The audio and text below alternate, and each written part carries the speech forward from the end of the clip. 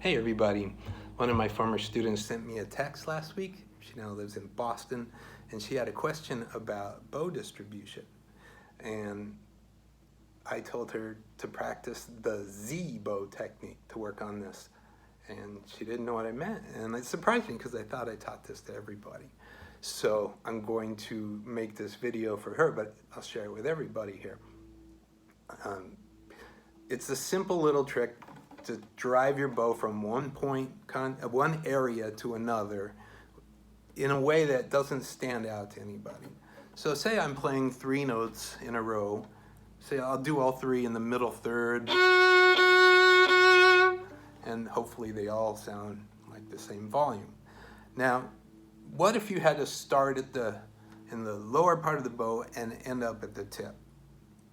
Okay, and you still want all 3 to sound the same. Now, you could say, well, you could start in the middle and play to the tip, and that would solve your problem. But theoretically, let's imagine that we are at the frog. Whatever you just played before has put you at the frog, and you then really want to be at the tip after the 3rd stroke. So we're going to use what I call the Z bow. I didn't make this up. One of my teachers taught it to me. So imagine the letter Z. So we have, imagine them as bow strokes, down, up, down. Obviously we don't go at an angle, we're on a flat plane. It's just a way to think about this. So it's really gonna be a longer stroke, a shorter stroke, a longer stroke. Okay, but what if you want the shorter stroke to be the same volume? Now there are examples that I've given you where you move from, say a light fast bow near the fingerboard, and to keep the same volume, you have to move up to the bridge and move a much slower bow speed. And then you could push yourself to a different contact area, point in the bow. But let's go back to the Z bow. Imagine that you don't have time in their 3 quick strokes to really change your contact point. So you have to do all 3 in, say, the middle third, or the middle here, it's slightly closer to the bridge than the middle.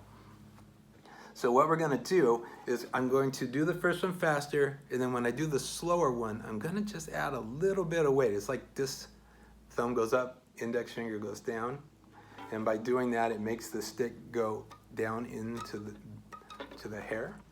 Now it's not much, and I say it's like holding a racquetball. Just imagine squeezing it. You don't have to squeeze hard, just a slight amount.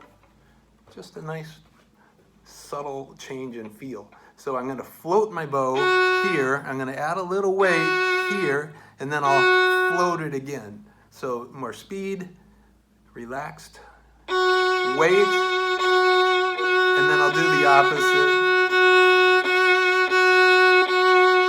So I'm going from the frog to the tip, back to the frog.